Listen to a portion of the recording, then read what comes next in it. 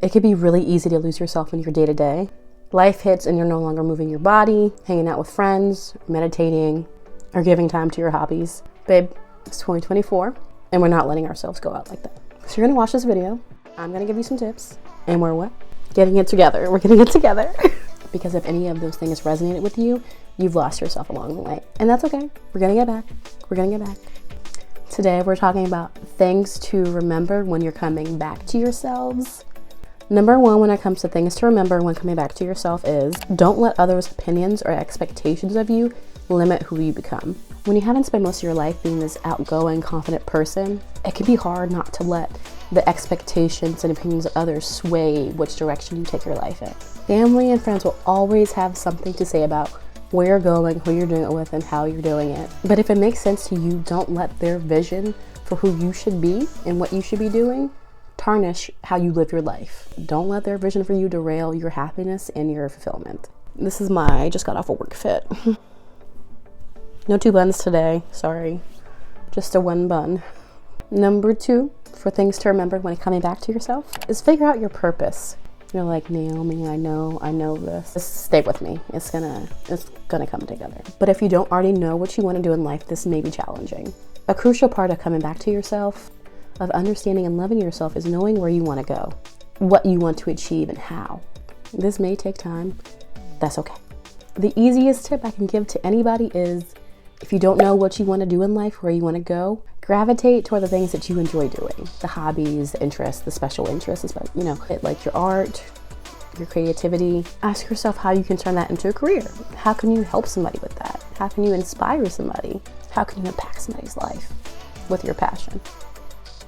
Consensually, of course. Number 3, for things to remember when coming back to yourself, is only surround yourself with people that value your time and your energy and your presence. People that are gonna elevate you. Again, this sounds like a no-brainer, but you'd be surprised how many people let narcissists run amok in their lives because they're friends and family. And maybe coworkers, and that's my cat crunching on her nibble. Because they're friends and family. I grew up with narcissists, so I'm an empath and former people pleaser. So I've been through the steps on how to come back to myself, how to figure out what I want to do in life, how to figure out what boundaries I want to set in place. It's Natasha's ASMR apparently. If you could just like ignore my cat eating in the background, that'd be awesome. If not, then that's on you. Number 4 for things to remember when coming back to yourself kind of goes with the last one, but it's stop people pleasing. Well, similar to not letting others' opinions get to you, people pleasing is specifically doing what others want versus being afraid to do what you want to do. If you grew up in an unstable environment, then you're likely an empath and a people pleaser. If not, skip this part. But if that resonated with you, stick around. If you're not used to sticking up for yourself or doing what you want despite what others think about it, then it can be extremely hard to break that cycle, but not impossible. I grew up around narcissists, so I unconsciously scanned the room, specifically work. I found out 2 years ago before I started therapy that I would scan the room at work, and if the managers didn't feel in a great mood, then I was like almost constantly checking in with them, trying to make things lighter and better. I remember I would ask one of my male managers, he was really cool. Nathan, what's up, Nathan? I'd be like, yo, you Gucci? He was like, one time he was like, I'm not Gucci, and I appreciate it, but I also would appreciate if you stop asking if I was Gucci, because I'm not Gucci. And I was like, oh, it's okay. I'm sorry. And yeah, that job taught me like a lot, and I really became aware of a lot of shadow work. Hello, Natasha. While I was there, with the friendships and the relationships that were brewing and failed. My empathness came out during that specific job because I realized I was checking to make sure if other people in my environment felt okay, to see if I can feel okay. And if they were not okay, then I was not okay. And that's not okay. It's really stressful. It gets really tiring. That gets tiring. And a big side effect is that you don't believe in yourself to get things done. Side note, I'm a writer. I've been a writer for probably, I think, 13 years now. Nothing is published. I'm working on that. From middle school up until I think maybe 4 or 5 years ago, I had not finished a book. I had started a bunch of projects. I was working on my fan fiction.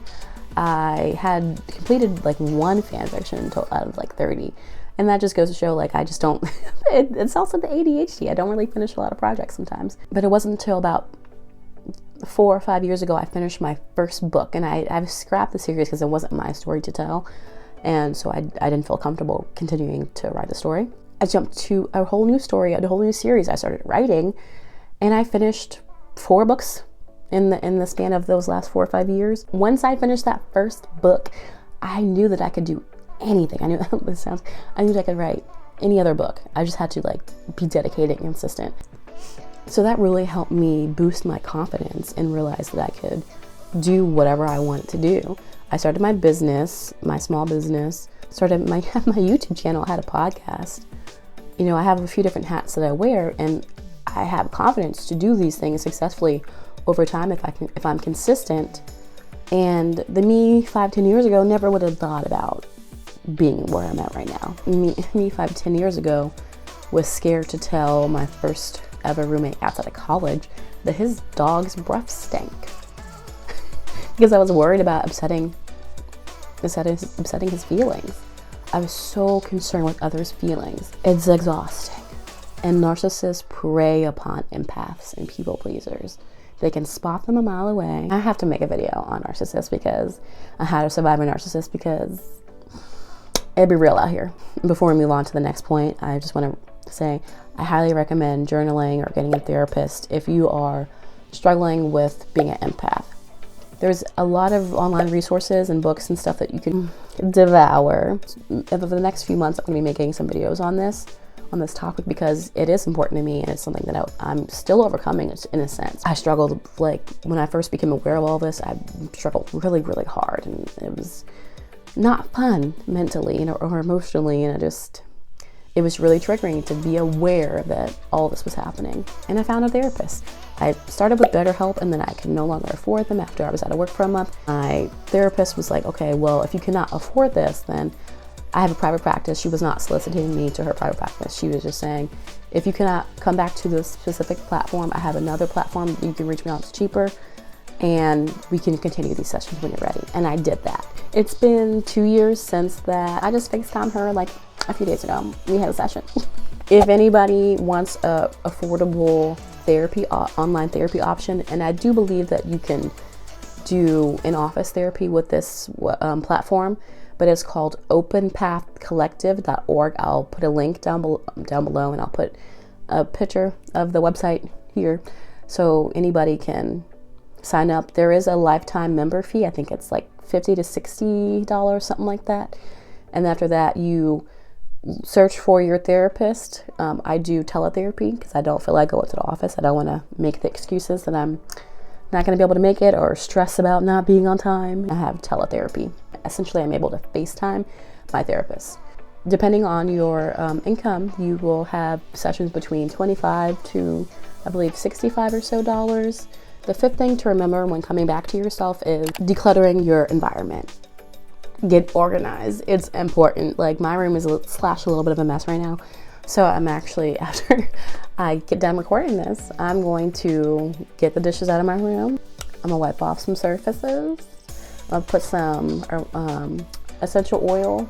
I'm gonna do my little candle situation with some essential oil. And it's gonna be vibes up in here because why would we live in clutter? Having a clean space helps you, like, mentally and emotionally be less stressed out. How many times have we got home from work and our room's a mess and we're like, ooh, it looks like I'm not exercising today. It looks like I'm not working on my side hustle today. Looks like I'm gonna jump into bed and add to the clutter. Sometime this week, I want you to set aside time to clean your room, to declutter your things. Go through whatever you think is adding to your mental stress, to your emotional stress, and get it out of your space.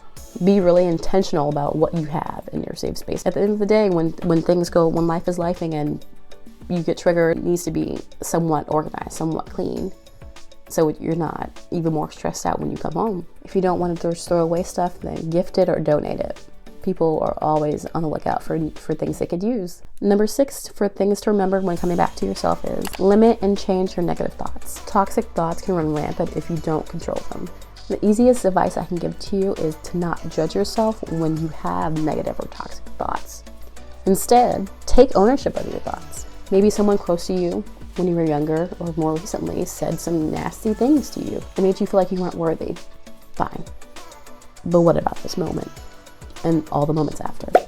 You owe it to yourself to think highly of yourself. Because if you don't, you won't believe in yourself. You won't believe that you deserve good things in life. You won't go after the good things in life. When the good things come to you, you will self-sabotage. And if you are concerned about your self-sabotaging ways, I will link one of my last few videos below, because I can't really figure out how to do the card thing on my iPad.